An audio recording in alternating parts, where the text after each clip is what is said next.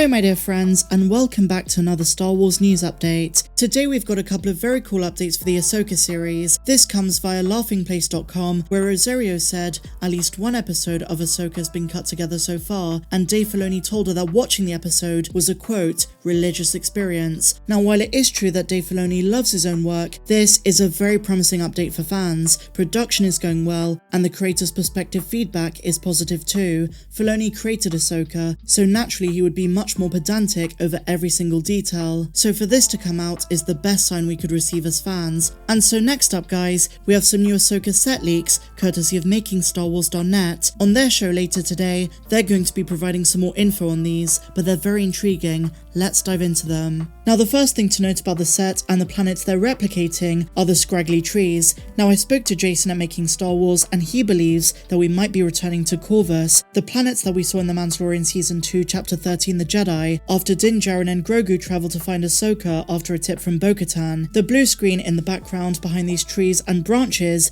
might suggest this is the same planet, and given those scenes in The Mandalorian could take place before Ahsoka unites with Sabine Wren to search for Ezra in the Rebels finale, we might get a glimpse at exactly what happened after the Razor Crest departed in Season 2. Just to recap, our heroes helped to free the citizens of Calodan, which was under the tyrannical rule of Morgan Elsbeth, who by the way, we presume is still alive after Ahsoka got the information she needed on Thrawn's whereabouts, or so we think. We never saw the end of that encounter, and so if the Ahsoka series is taking us back to Corvus, we might find out what happened next. And another major aspect of that episode was the brief appearance of Morai, who I assume is going to play a big role in Ahsoka's own spin-off.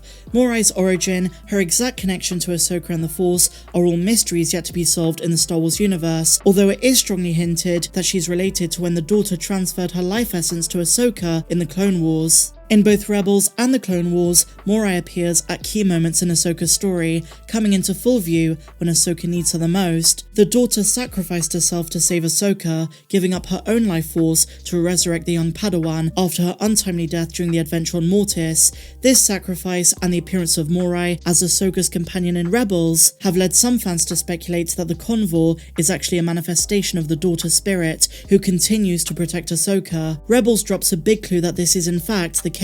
In Season 4, a Convor just like Morai is depicted in the mural of the daughter and the other gods of Mortis, which Ezra and our heroes encounter before discovering the portal to the world between worlds. This is a strong argument for why Morai is spiritually connected to the daughter, or might even be the daughter herself in a new form. Her appearance in Rebels, Mando, and probably the Ahsoka series might hint at the use of the world between worlds in the upcoming show. We know that Dave Filoni said this show is going to be very spiritually involved, and while it is true that we have a good idea of the question of why Morai exists in Ahsoka's life, her full importance has not yet been realised. There is clearly more plans for her. Her appearance on Corvus in The Mandalorian Season 2 was in my opinion only the beginning of her live action significance. I think she's going to play an even bigger role than in Rebels throughout Ahsoka Tano's personal evolution in the Force. But back to the main point, the aesthetic of the planet of Corvus and the fact Ahsoka was there for a while with the presence of Morai watching her all suggest a larger importance for this planet, one that's probably going to be shown in the Ahsoka series. For now though guys, Corvus is a pretty good guess for what the planet is that they're recreating,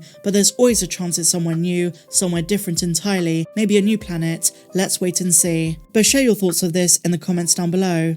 And so now my dear friends, major spoiler warning, we're going to be talking about some new leaks for Tales of the Jedi, as provided by the leaker known as Ahsoka. I covered them the other day when they talked about Yaddle and Count Dooku, but now they shared some more details concerning Dooku once again between the events of The Phantom Menace and Attack of the Clones, and to put it simply, there's a bit of a weird adjustment here. I guess you might call it a retcon, but it changes how we view Qui-Gon's death in Episode 1.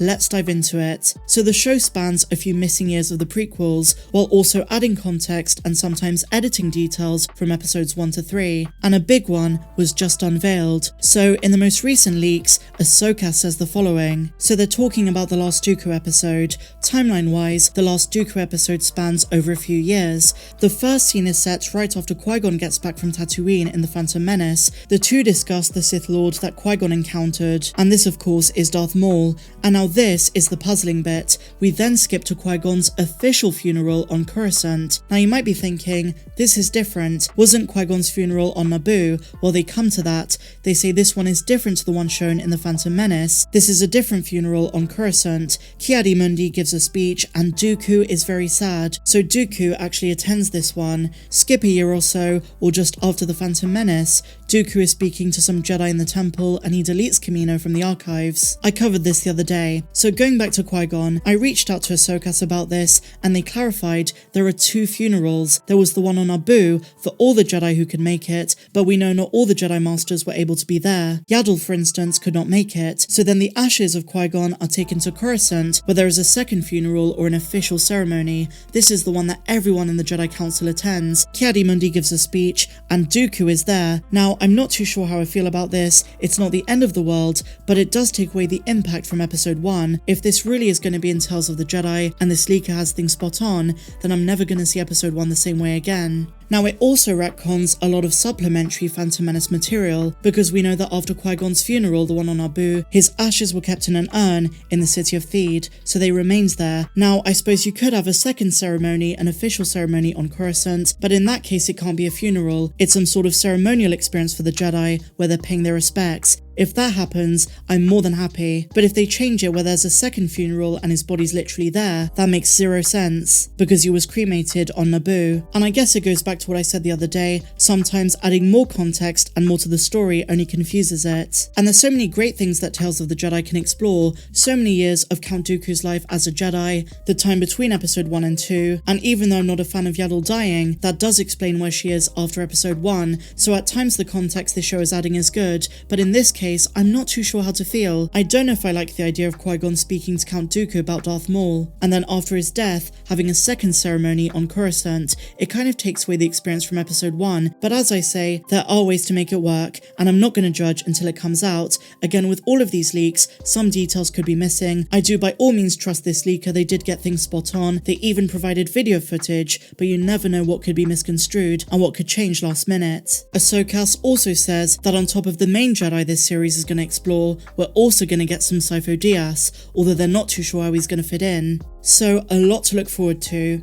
And so finally, my dear friends, a bit of uncertainty regarding Jedi Survivor. EA suggests that Jedi Survivor's release date rumours might not be accurate. It's been a few months now since Star Wars Jedi Survivor was confirmed to be in development by Respawn and EA, where the companies released a trailer focused on the might and danger of the Empire and the seemingly solitude surrounding Cal Kestis, and it left fans anticipating the Jedi Fallen Order sequel with a ton of questions. In July, a PlayStation Store listing posted the game's release date as March 2023, before being corrected with just 2023. Now this is a bit of a mixed bag. It could be an accidental leak for the release window, or could be an error, but even Bespin Bulletin and some other insiders have been saying that February or March of next year is pretty accurate, but it turns out that might not be true, depending on how you interpret EA's confusing response. During a recent Q&A, EA CEO Andrew Wilson suggests that the recent rumours might not be accurate, saying, quote, "The advice would be to not assume anything.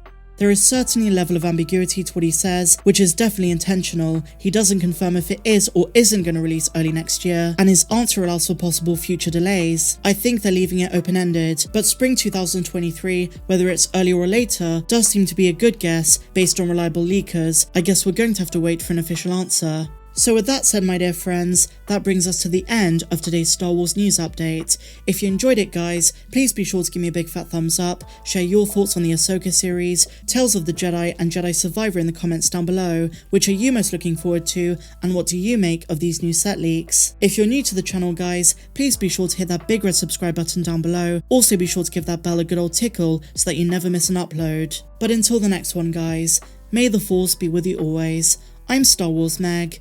Have a good one.